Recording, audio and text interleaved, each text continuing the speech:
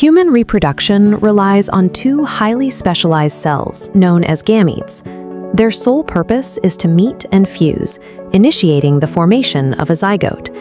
In humans, these cells are the male gamete, the sperm cell or spermatozoon, and the female gamete, the oocyte, commonly called the egg cell. Looking at them side by side reveals an extreme disparity in scale. The sperm is microscopic, measuring roughly 60 micrometers in length. The oocyte is enormous by comparison, a massive spherical cell with a diameter of up to 120 micrometers. This size difference is the direct result of their opposing biological mandates. The spermatozoon is built for high motility. It must travel vast distances through the female reproductive tract to deliver paternal DNA to the exact location of the egg. The oocyte, conversely, is entirely non-motile. Its mandate is to remain stationary, protect the maternal genetic material, and carry the immense payload of nutrients required to fuel early embryonic development. Because the physical journey is so precarious for the male gamete, the testes produce millions of sperm cells constantly. The ovary, heavily investing resources into a single survival vessel, typically releases only one oocyte per cycle. To understand how these cells accomplish their tasks, we must look closely at their internal architecture. Both begin with the same basic eukaryotic blueprint, but they adapt in completely opposite directions. Successful fertilization requires these two cells to manage entirely different physical pressures. This results in a total divergence of form, one becoming a stationary resource vault, the other a stripped-down delivery mechanism. The strict engineering requirement for the sperm is absolute minimum weight. To achieve the necessary motility, the cell sheds almost all of its cytoplasm, morphing into a streamlined four-part structure. The forwardmost section is the head. This serves as the primary payload container. Inside the head sits the nucleus, carrying a haploid set of 23 chromosomes. The DNA here is highly condensed, packed tightly to minimize drag during transport. Covering the anterior two-thirds of the nucleus is a specialized cap-like structure called the acrosome. Derived from the Golgi apparatus, the acrosome contains a targeted payload of enzymes, primarily acrosin and hyaluronidase. These chemicals are strictly required to dissolve the heavy protective coverings of the oocyte upon arrival. If the acrosome is abnormal or missing these precise enzymes, the sperm cannot penetrate the target layer, leading directly to a failure of fertilization. Immediately behind the head is the neck, acting as the physical link between payload and engine. The neck houses a critical component, the centriole. Once the sperm enters the oocyte, the centriole is necessary for forming the mitotic spindle, allowing the first cell divisions. Moving past the neck, we find the middle piece. This section is packed with mitochondria, precisely arranged in a tightly coiled helix around the central axis. These mitochondria serve one exclusive function. They generate the high volumes of ATP required to power the cell's continuous forward movement. The energy produced here drives the longest part of the cell, the tail or flagellum. This is the primary propulsion system. A cross-section of the tail reveals a complex internal architecture known as the axoneme. It is composed of a 9+2 arrangement of microtubules, providing both the structure and the flexibility needed to generate thrust in fluid.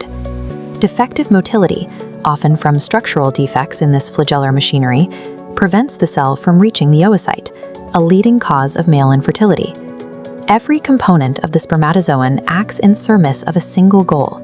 It is functionally a self-propelled, stripped-down DNA delivery missile, sacrificing long-term cellular survival mechanisms for raw speed and penetration. Engineering the female gamete requires reversing this logic entirely. Instead of shedding weight, the oocyte must maximize its volume to serve as a stationary life support system. At its center is the internal payload, the maternal nucleus, also containing a haploid set of 23 chromosomes. The genetic division of the secondary oocyte is purposefully paused in a state known as metaphase 2. The cell will remain arrested here and will not complete its final division unless fertilization occurs. Surrounding this nucleus is a deliberately massive volume of cytoplasm, specifically termed the ooplasm. The ooplasm is deeply rich in hoarded cellular resources. It is packed with abundant mitochondria, mRNA transcripts, structural proteins, and vast quantities of nutrients. This immense internal stockpile is necessary because the resulting zygote will undergo multiple rapid cell divisions before it can physically implant in the uterus and draw nutrients from the mother. If an oocyte lacks sufficient resources, diagnosed clinically as poor oocyte quality, the early embryo simply runs out of fuel, resulting in failed implantation or early miscarriage.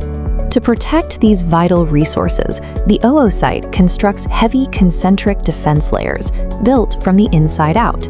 Positioned immediately beneath the plasma membrane, or oolemma, is a dense ring of vesicles known as the cortical granules.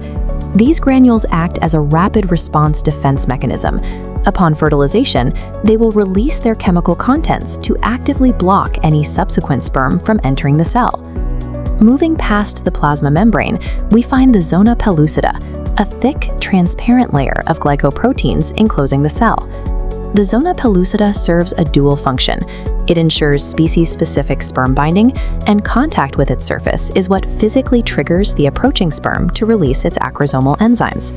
Finally, surrounding the zona pellucida is the outermost layer, the corona radiata. Made up of specialized follicular cells, the corona radiata provides a thick outer shell of physical protection and supplies additional nourishment to the developing oocyte.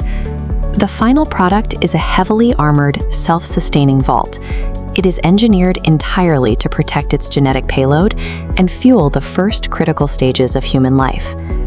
The success of human reproduction relies entirely on the mechanics of how these two vastly different architectures interact at the exact moment of fertilization.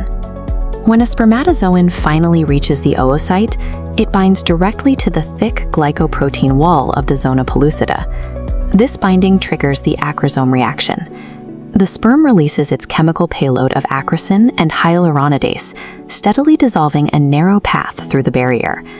The sperm navigates this path until the head mechanically breaches the oocyte's plasma membrane, finally delivering its condensed paternal DNA into the massive cytoplasm. This breach acts as a cellular tripwire.